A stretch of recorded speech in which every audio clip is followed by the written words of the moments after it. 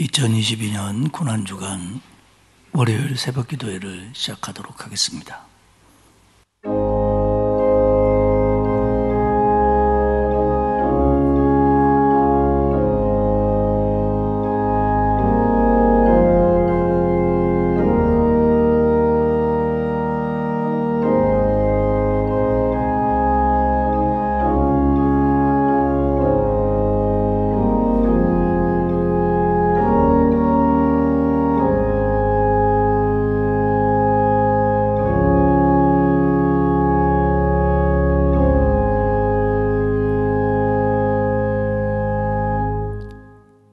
우리를 구원하사 하나님의 자녀 삼아주시고 고난주간을 기억하며 이 새벽에 깨어 주께 기도하게 하시니 고맙습니다. 여러 가지 어려운 이때에 이번 고난주간을 통해서 주님의 고난을 더 깊이 내 마음에 새기게 하시고 주의 십자가 곁으로 한 걸음 더 나아가게 하시며 고난의 동참을 통하여 더 큰 은혜를 받고 믿음이 견고해지며 새 힘을 얻고 주님의 고난을 기억하며 더 낮아지는 신앙인이 되어 주님의 고난으로 모든 세상의 죄악과 어려움들을 이겨낼 수 있도록 은혜 주옵소서. 감사드리며 예수님의 이름으로 기원하옵나이다. 아멘. 찬송가 144장 부르겠습니다. 이 찬송 부르고 한태환 장로님 우리 마음을 모아 기도하시겠습니다.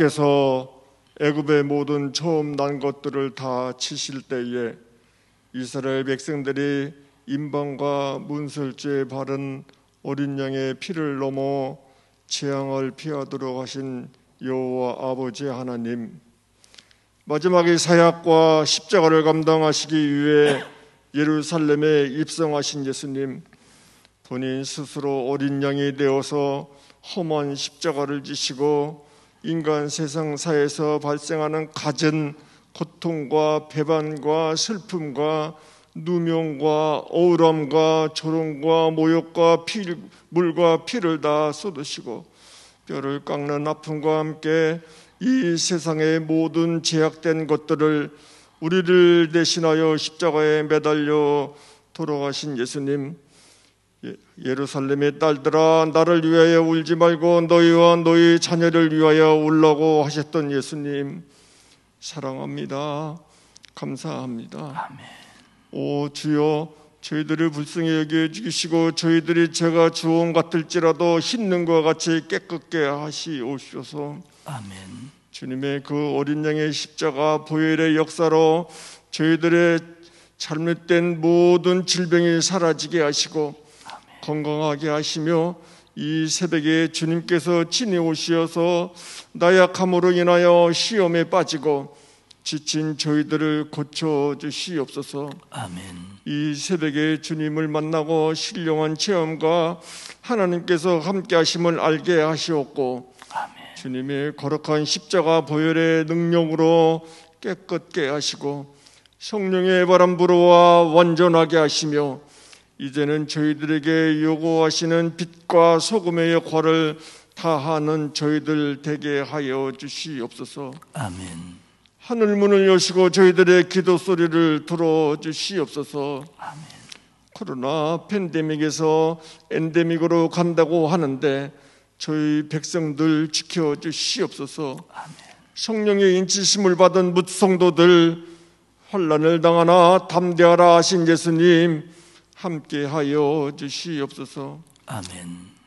이덕헌 담임 목사님, 주님의 장중에 붙들어 피곤치 않게 하시고 능력 있게 하시어서 하나님의 사자로서의 역할을 다하도록 넉넉하게 채워 주시옵소서. 아멘. 이 모든 말씀을 부활이요 생명이 되시는 우리 주 예수 그리스도 이름으로 기도하옵나이다. 아멘. 아멘.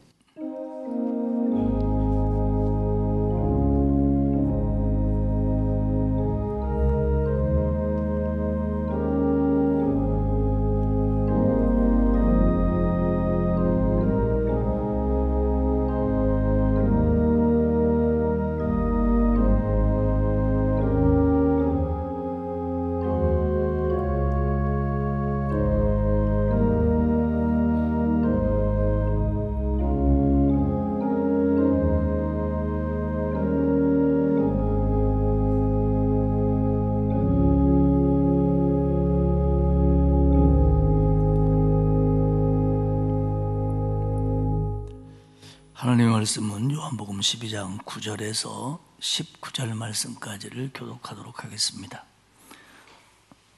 제가 가지고 있는 성경으로는 신약성경 167페이지고요. 요한복음 12장 9절에서 19절 말씀까지 한 절씩 교독하겠습니다. 요한복음 12장 9절입니다. 유대인의 큰 무리가 예수께서 여기 계신 줄을 알고 오니 이는 예수만 보기 위함이 아니요 죽은 자 가운데서 살리신 나사로도 보려 함이러라. 대제사장들이 나사로까지 죽이려고 모의하니 나사로 때문에 많은 유대인이 가서 예수를 믿음이러라. 그 이튿날에는 명절에 온 큰 무리가 예수께서 예루살렘으로 오신다는 것을 듣고 종려나무가지를 가지고 맞으러 나가 외치되 호산나 찬송하리로다. 주의 이름으로 오시는 이 곧 이스라엘의 왕이시여 하더라.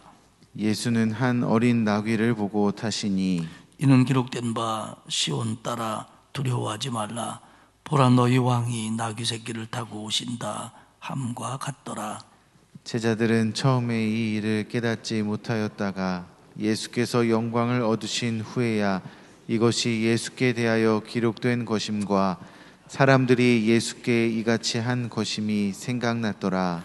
나사로를 무덤에서 불러내어 죽은 자 가운데서 살리실 때에 함께 있던 무리가 증언한지라. 이에 무리가 예수를 맞음은 이 표적 행하심을 같이 들었음이로라. 읽겠습니다. 바리새인들이 서로 말하되 볼지어다 너희 하는 일이 쓸데없다. 보라 온 세상이 그를 따르는도라 하니라. 아멘. 고난주간 새벽기도에 참여하시는 모든 성도들에게 주님의 평강과 은혜가 넘치시기를 축복합니다.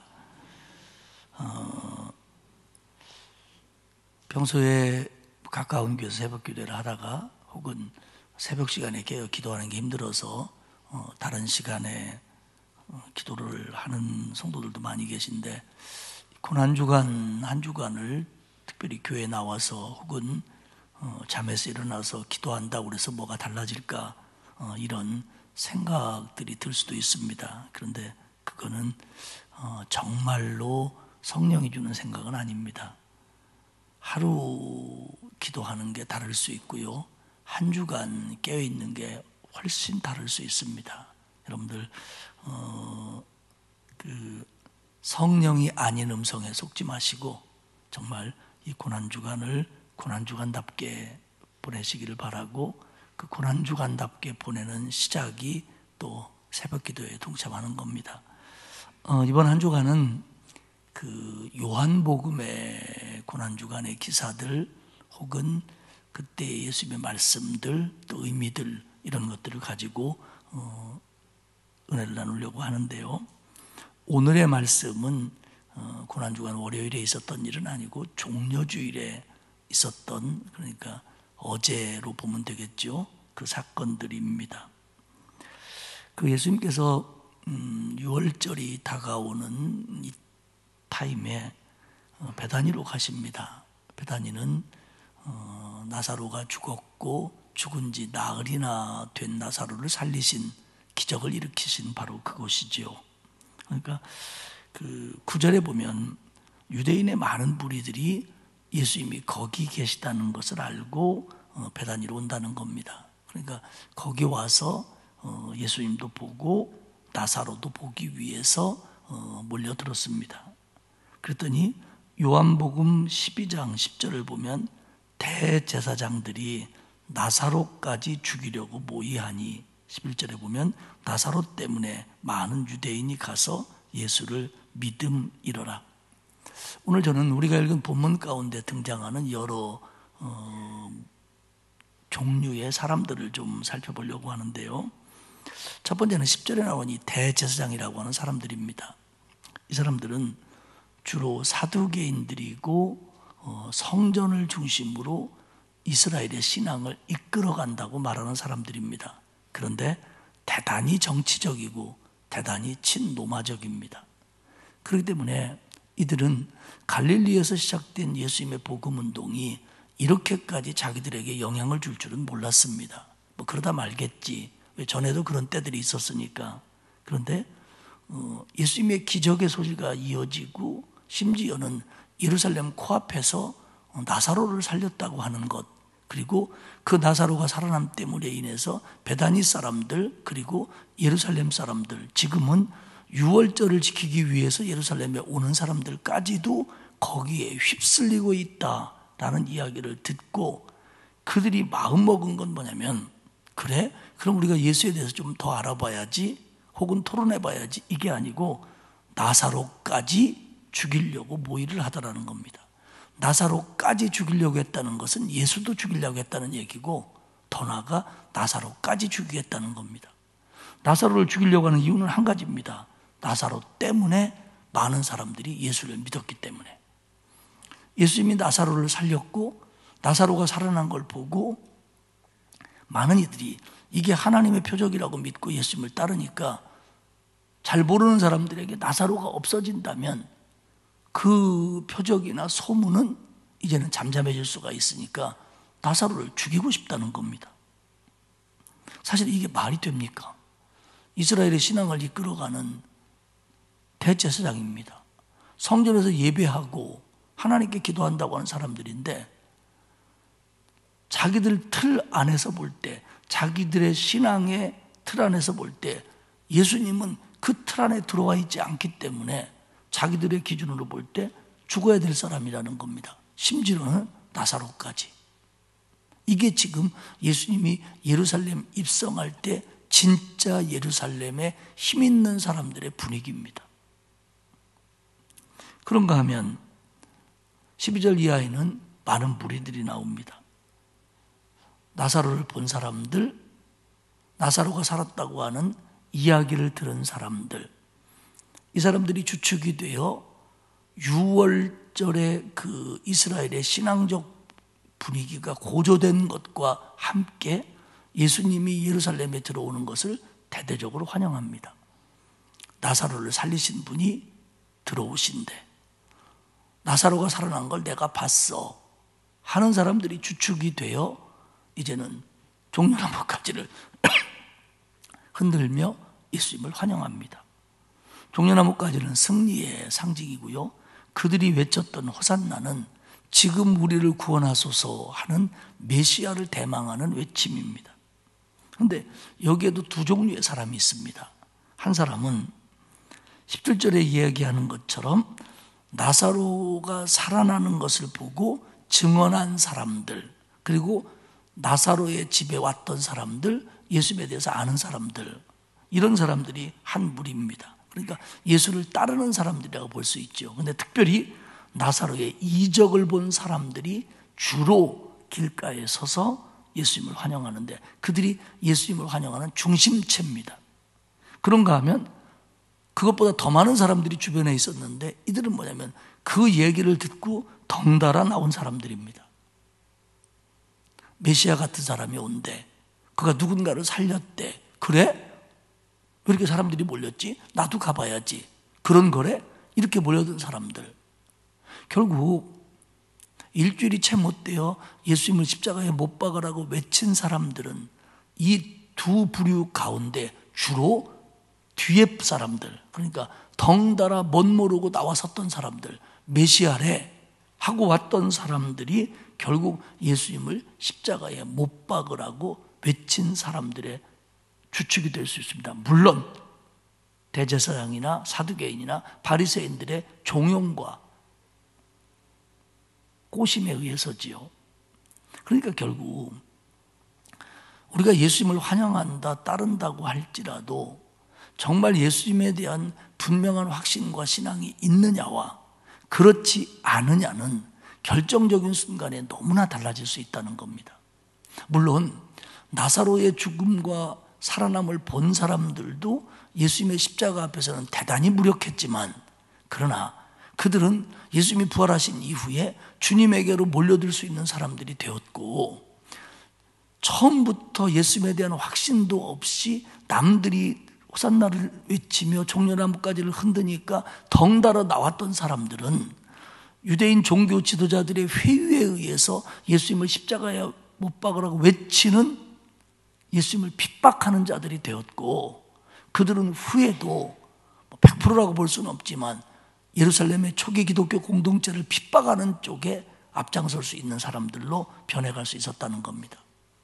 그렇기 때문에 우리가 교회를 다니고 예수를 믿고 신앙생활을 한다고 할지라도 우리 안에 얼마나 확신이 있고 얼마나 분명한 신앙을 가지고 예수님을 따르고 그분을 나의 구주라고 믿느냐가 얼마나 분명하냐 그렇지 않으냐에 따라서 신앙은 굉장히 달라질 수 있다는 겁니다.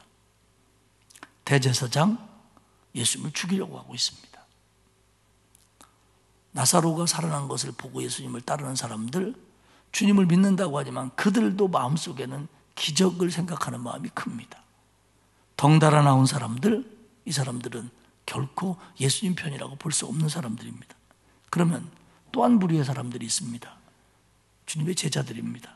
그런데 제자들은 예수님이 예루살렘에 입성할 때 사람들이 나와서 호산나를 외치고 주님이 나귀 새끼를 타고 들어가는데도 16절에 보면 제자들은 처음에 이 일을 깨닫지 못하였다가, 이게 예수님이 예루살렘에 입성한다는 걸 이 의미가 뭔지를 몰랐다가, 메시아의 입성이라는 걸 몰랐다가 16절에 보면 예수께서 영광을 얻으신 후에야, 부활하신 후에야 이것이 예수께 대하여 기록된 것임과 사람들이 예수께 이같이 한 것임을 생각났더라. 예수님이 십자가에 달려 돌아가시고 부활하신 다음에야 정말 예수님이 구세주고 그때 입성이 메시아의 입성이었구나를 그때서야 깨달았다고 요한은 반성하며 이 글을 쓰고 있습니다. 그러니까 3년간 예수님을 따라다녔다고 하는 제자들조차도 왜곡된 메시아관으로 인해서 나귀를 타고 예루살렘에 입성하는 예수 그리스도 입성이 그건 줄도 몰랐다는 얘기입니다. 문자 그대로 받아들이면. 그러니까 예수님의 제자라는 사람들도 정말 예수님에 대해서 제대로 알고 있지 못하다는 거예요. 믿고 있지 못하다는 거예요. 그러니까 십자가 앞에서 부인했고 흩어졌죠. 나중에 물론 주님의 부활을 경험하고 성령 체험한 다음에 제자리로 돌아옵니다만 적어도 이때는 제자들조차도 주님의 마음을 아프게 하는 사람들이었다는 거예요. 그 다음에 또 한 사람의 부류가 이제 19절에 나오는 바리새인들입니다. 사두개인들하고 비슷한 사람들인데 그들은 뭐라고 하냐면 19절에 이렇게 얘기해요.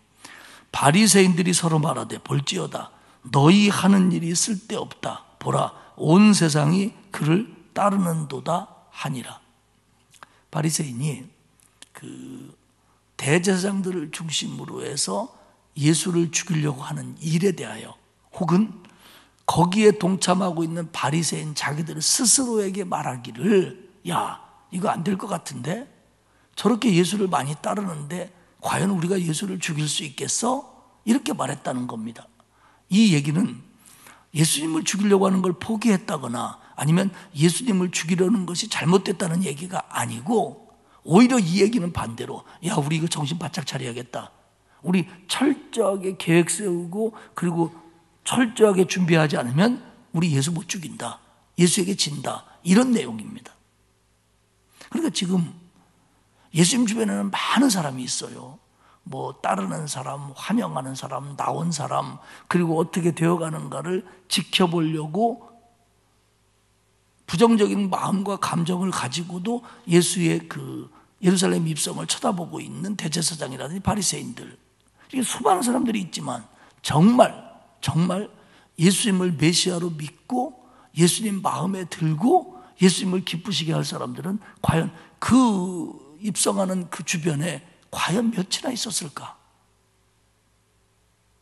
이게 여러분 예수님이 십자가를 지기 위해서 가시는데 그 걸음에 대한 진정한 이해와 예수님에 대해서 바른 믿음을 가지고 있는 사람들이 적어도 예수님이 3년 동안 그 땅에 오셔서 말씀을 전하시고 기적을 베푸시고 병자를 고치시고 귀신을 쫓아내시고 그렇게 했는데도 자기들 입장에서만 예수를 보고 있다는 거예요. 없어져야 우리의 기득권이 보존될 수 있는 사람, 저 사람은 없어져야 우리의 기득권이 보존돼. 저 사람은 우리의 신앙의 틀로 볼 때 잘못된 사람이야. 바리새인들의 견해죠. 이분을 따라다니면 뭔가 큰 건이 하나 생기겠지. 이분은 이런 일을 한 분이었더래. 그랬대? 다 이런 사람들 뿐이라는 거예요. 여러분 만약에요 지금 그 18절에 보면 이에 무리가 예수를 맞으면 이 표적 행하심을 들었음이러라. 그러니까 나사로를 살렸다는 얘기를 중심으로 여러 가지 표적에 관한 이야기 때문에 예수를 맡고 있는 사람이 대부분이었다는 거예요. 그러면 예수님이 예루살렘을 입성하면서 혹은 입성해서 큰 건 하나 터뜨려 주시면 지금까지 보여주셨던 이적들, 그들은 소문만 들었던 사람들도 많은데 거기서 그거 한 방 터뜨린다면 아마 예루살렘의 유월절에 모였던 사람들의 마음은 예수님에게로 확 쏠렸을 겁니다. 그리고 누구도 예수님을 십자가에 못 박지 못했을 겁니다. 바리새인의 우려들처럼. 그런데 예수님은 그렇게 하지 않습니다. 그렇게 하지 않습니다. 왜요? 십자가를 지셔야만 우리의 죄를 씻을 수 있으니까.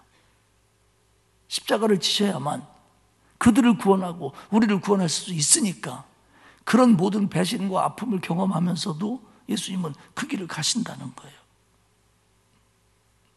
사랑하는 여러분, 우리가 고난주간을 보내면서 정말 저도 그렇고 여러분도 그래요. 우리가 기도할 때 내 신앙이 정말 주님을 기쁘시게 해드리고 내 신앙이 정말 하나님이 원하는 신앙애로 자라나고 하는 관심들이 우리에게 있지요. 그런 기도도 하지요. 그러나 목사인 저도 어떤 때는 그거보다 훨씬 더 많이 성도들의 건강, 저의 건강, 자녀들 문제, 물질 문제, 또 주어진 얘기 뭐 이런 것들에 더 마음을 쏟고 더 많이 기도하고 있는 나를 보게 될 때가 많다는 거예요. 물론 우리가 사람이니까 그래요. 약하니까. 하지만 그런 것들이 응답이 되고 그런 것들로도 인해서 우리가 영적으로 유익을 얻으려면 우리가 주님을 기쁘시게 해드리고 주님의 뜻을 이해하고 주님이 바라는 것을 삶 속에서 실천하는 것이 먼저 될 때 나머지 것들도 흔들리지 않을 수 있는 거지. 이걸 통해서 저것을 얻으려고 하다 보면은 이 우리의 신앙의 모습까지도 흔들릴 때가 많이 있다고 하는 겁니다. 사랑하는 여러분, 정말 오랜 전통을 가지고 이스라엘의 신앙을 지켜왔다고 하는, 하나님께 예배하고 있다고 하는 대제사장들, 말씀을 지키는 건 2등가라면 서럽다고 우리는 착할 지키고 있다고 얘기하는 바리새인들, 니들 신앙은 다 잘못됐다고 이분이 진짜라고 따라다녔던 제자들, 나는 그분의 이적을 봤다고 환영하고 있는 인파들, 나는 그 소문을 들었다고 덩달아 나온 사람들, 어느 누구도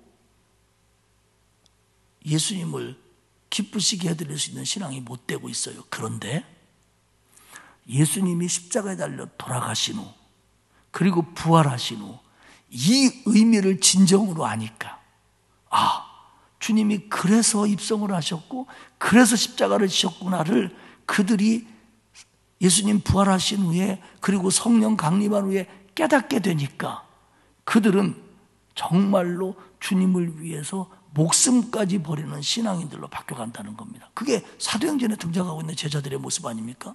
이 지금 요한복음에서 이 제자들의 모습과 이제 주님이 부활하시고 승천하신 후에 그들이 초대교회로 모일 때의 제자들의 모습은 완전히 180도가 달라져요.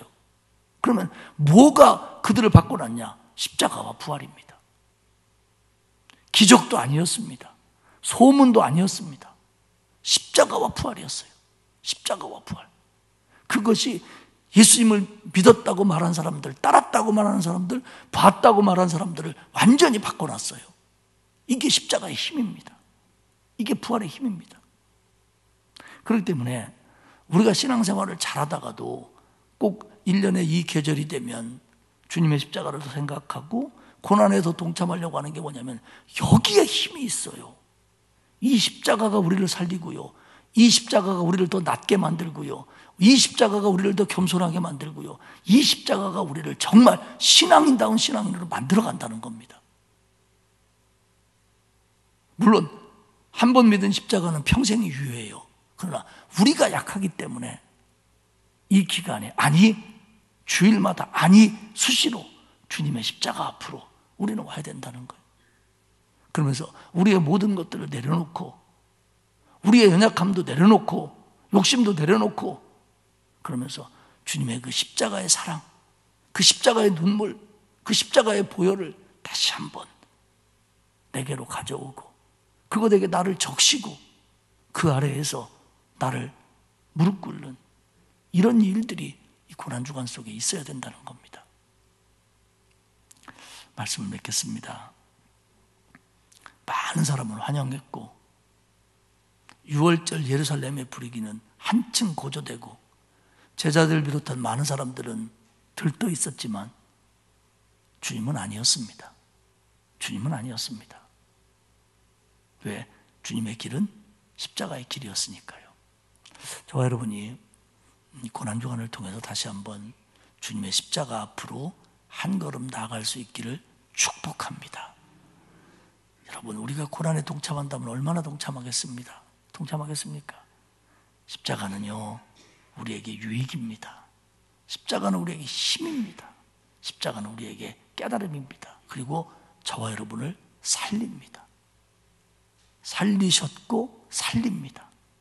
그런 십자가 아래로 더 가까이 가는 저와 여러분이 되시기를 주님의 이름으로 축복합니다. 기도하겠습니다. 하나님 감사합니다.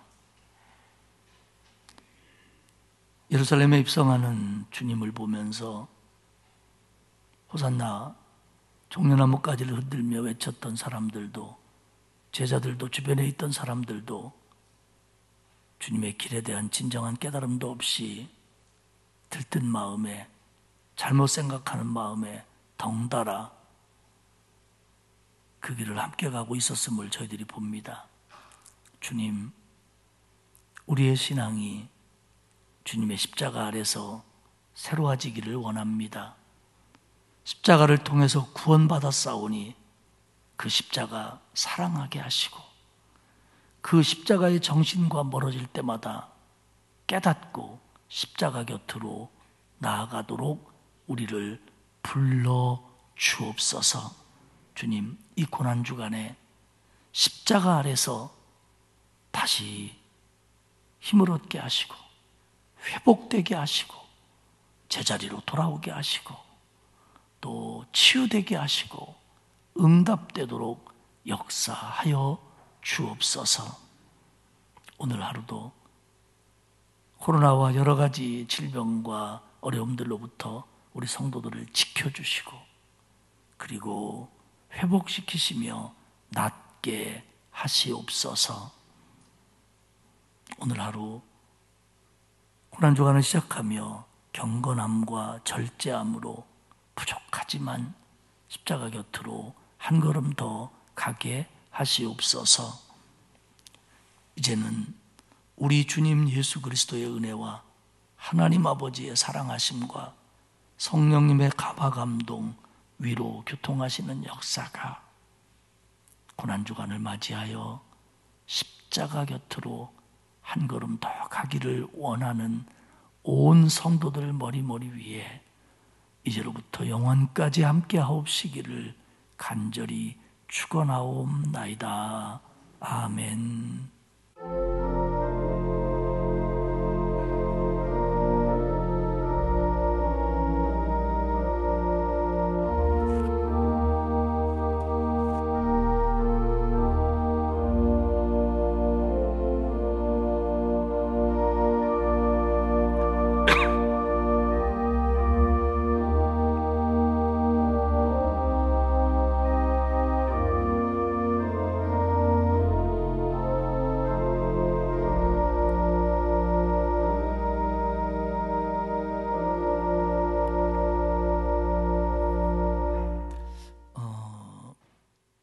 고난주간 새벽 기도회입니다. 여러분 시간에 맞춰 짧더라도 정말 하나님, 내가 주의 십자가 곁으로 한 걸음 더 갈 수 있도록 불러주시고 인도해 주십시오. 다 같이 한 음성으로 기도하겠습니다.